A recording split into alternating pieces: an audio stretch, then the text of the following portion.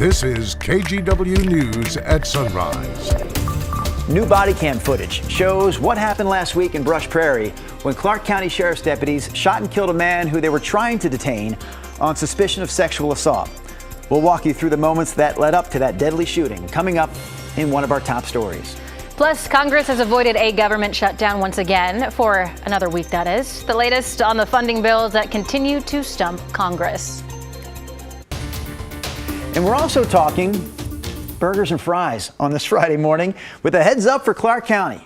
InNOut has filed development applications with the city of Ridgefield.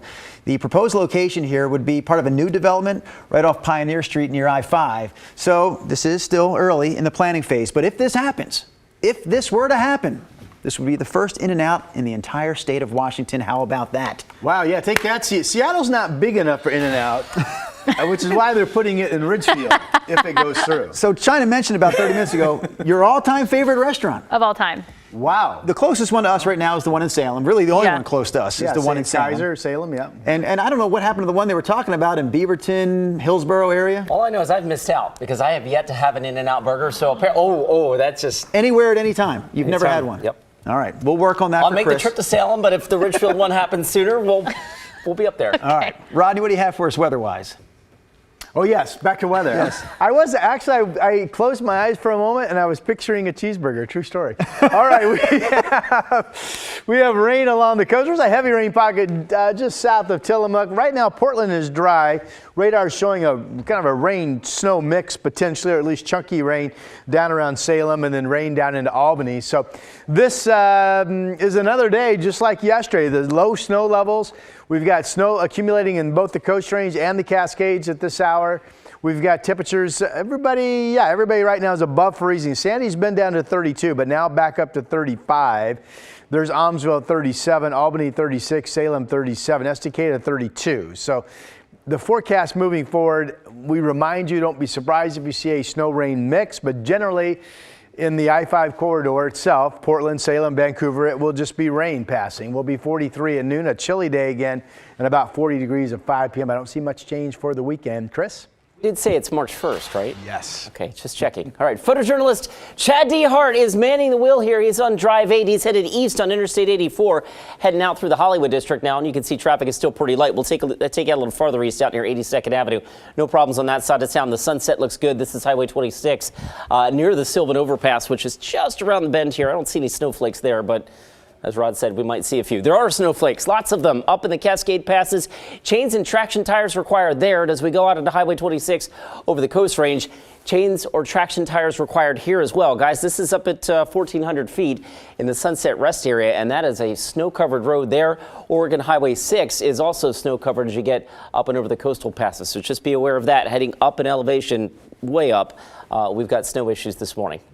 All right, Chris, before we get to our top story this hour, we do have some power outages to pass along. PGE is reporting that almost 6,000 customers are without power right now. So the two areas seeing the most outages at this hour are near Wilsonville, and the other is over by the Washington Square Mall. Now to new body cam video that shows the moments Clark County Sheriff's deputies shot and killed a man. This all started last Tuesday when a woman called in a welfare check because she was concerned for her mother's safety. Investigators say that the woman also told them her mother was being held hostage and the suspect who was holding her had guns everywhere. KGW's Alma McCarty is going to walk us through this body cam footage, but we do want to warn you first that some people may find the video in this story disturbing. Did you find your phone? Around 1 a.m. on February 20th, 5 Clark County Sheriff's deputies show up to a Brush Prairie property. With the truck. Here, body camera video shows they encounter the victim and the suspect outside of the suspect's home, an RV on the property. That suspect, later identified by the Clark County Medical Examiner as 53-year-old Jonathan Gale. Is everything okay? What happened? As the other deputies talk with Gale, the first deputy talks with the victim, her identity blurred and voice redacted in this video. Did a crime occur? According to investigators, she tells the deputy that Gale sexually assaulted her, and she reports the suspect is armed. What are they doing up here? Wait for you guys. All day? No, she said that her daughter called you guys for a wellness check, and that's what we went for. Video from the other deputies shows a mellow interaction with the suspect. Can you just keep your hands out of your pockets for us? But it quickly takes a turn as the first deputy joins the others. He needs to be detained. And another tells Gale he's going to pat him down. Yeah, weapons on you, yeah? I'm gonna pat you down real quick. No, don't touch me. I'm sick. I have COVID-19, so don't. Gale appears to pull a gun from beneath his jacket, and within seconds, 3 deputies fire shots.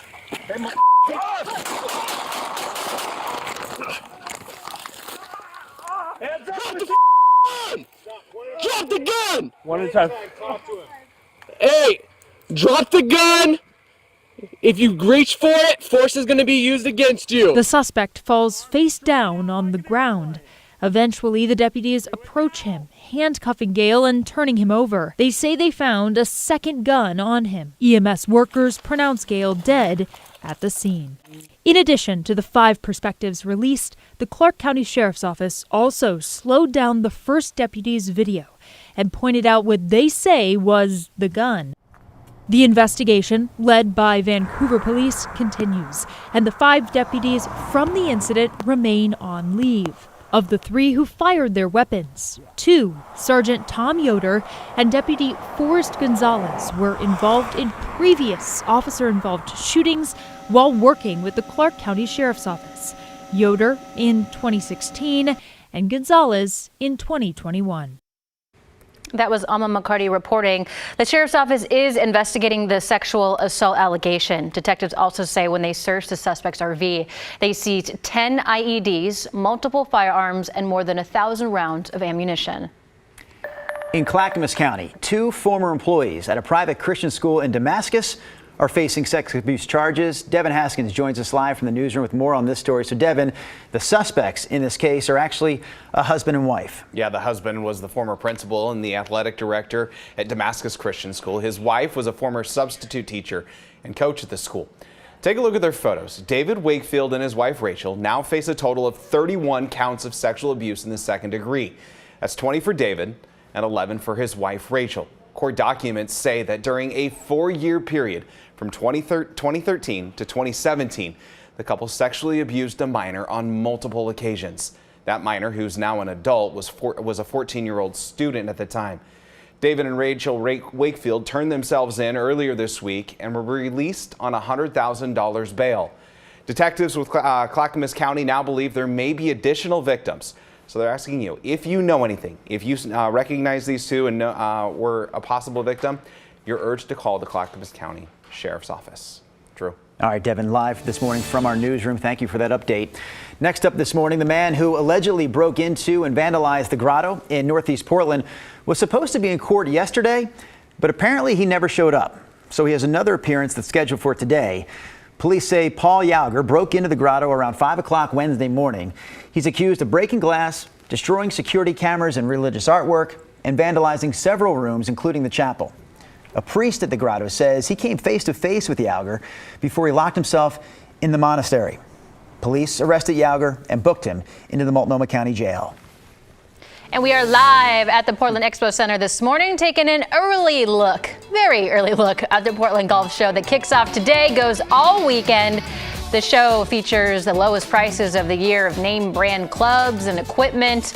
We'll have more live looks of what else you might see at the golf show throughout the morning. China filling in for Christine this morning. China, did you know that Rod Hill plays golf? Yes. If I remember correctly, you usually play golf maybe 47 of the 52 weekends each year. Yes, this weekend will not be is one of the few weekends on that list. Yeah, we unless it's snow on the ground or it's just really coming down, dumping rain, we play. You typically miss 5 weekends a year. That's probably about right. Yeah, it's incredible. Committed. Right? Yeah, it's actually a very good life. That's the life of the weatherman. It's not bad. It's not bad. All right, this weather pattern is just stuck, meaning it's not moving. I don't see a lot of change in our temperature. I don't see much change in the snow level. I don't see much change in the precip patterns through the weekend, and maybe not through Monday, and maybe not through Tuesday. It's a big batch of air. You can see the upper flow pattern kind of carving it out all the way down to the Bay Area of California, and then it fires up across Idaho. There are several embedded low centers. The one most prominent right now is up to the north, but there's another little center right here that's going to fire some increasing moisture in, I think, at some point during the morning commute. Now, here we are right now. We've got snow out east as well. We've got snow in the Cascades, the Coast Range. The headlines, kind of what they have been. Cold weather pattern into next week, as I mentioned. Uniform sticking snow level. If you're talking about who's at 32, 33 day and night, and everything that falls is snow and everything that falls has a chance to stick, you got to get up to about 1,500 feet to find that. Now, at times, sticking snow has been down closer to 1,000 feet. And I remind you, especially at night, especially into early mornings, it's at least possible that there's a shower that comes through that pops the temperature down to 32, and somewhere in the valley we get a patchy dusting of snow. So that continues to be possible. We have seen this, and we'll continue to see this, valley rain mixing with snow at times with the ground temperature above freezing. And that's where most of us will be. Most of us are probably just going to see rain to chunky rain, the temperature is holding above freezing day and night. Here's a closer look at Doppler radar. Again, the white is snow. There's a mix down around Salem. A little bit of a mix down along Gladstone and Oregon City. It appears the snow in the Coast Range highways show pretty good snow cover this morning. The Weather Service actually popped up a winter storm warning for last night over the Coast Range. We have temperatures right now. Everybody's above freezing until you get over the hill, over the Cascades. There's Bend at 32, Burns 28. But even out east, most city locations, including up in Spokane and Pullman, are holding just above 32. All right, I mentioned that one weaker low that's just offshore. There's that surge of moisture coming in, 8:30 this morning, picking up heavier snow in the Coast Range. If you're traveling over the Coast Range this morning, it's going to be like driving over the Cascades. And then later today, we've got more of a scattered shower pattern. There's another surge of some moisture coming in for your Friday evening. Now, through it all, we have a chance to get back up somewhere between 40 and 45, and it's still relatively breezy out of time. Southwest winds 10 to 25 miles per hour, about where we were yesterday. Notice the overnight lows tonight have the potential to get down closer to freezing. Now, the best chance to get down to freezing, however, would be if we get a gap in precip and we get a break in a cloud cover, but we'll watch the chance of a patchy dusting of snow at some point in the coming nights. I've got Portland 45, 45, 46, 46. And then we go crazy and we get 48 on Tuesday and we hit 49 next Wednesday. What? Wow. What? Wow. What a warm up. Wow.